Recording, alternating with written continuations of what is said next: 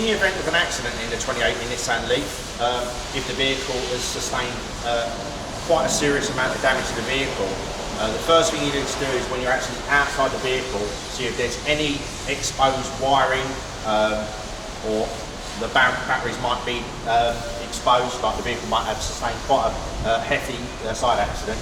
Do not obviously touch any of the electrical components, including wiring, anything like that. This applies to a normal domestic or industrial supply for that matter. Just don't go anywhere near it. Vacate the vehicle, call emergency services, and let them deal with the issue on the vehicle.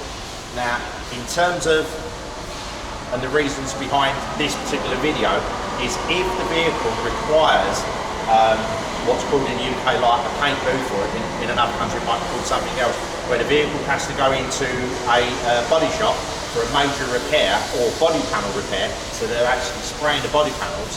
They use these paint booths as a curing, drying process to speed up the process of the paint to be cured onto the bodywork. It just speeds it up for them so then they can get more vehicles in and out.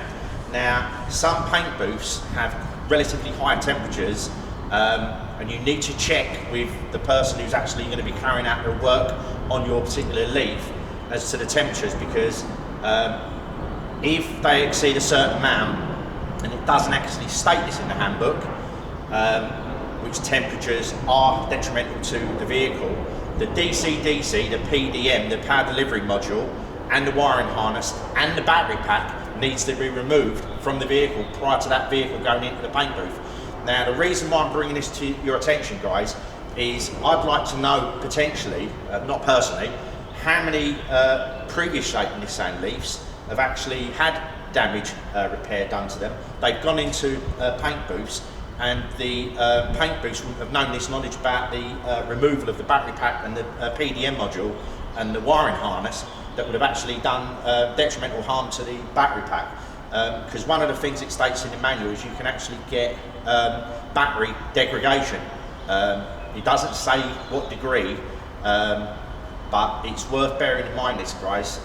This is a point I think you really need to take on board, because the last thing you want to do is, if you have done a higher mileage, and God forbid this happens to any of us, and your car does have to go in, you can end up with a battery that will probably lose, maybe, again, it doesn't actually state exactly how many percentages or whatever you're going to lose. It just says don't do it. So I would take this knowledge, and like I say, God forbid it ever happens to you guys, where the vehicle actually needs to have repair. Check, even if it is an authorised Nissan dealership, because a lot of people might not be aware of this information. I assume they probably would, but you never know.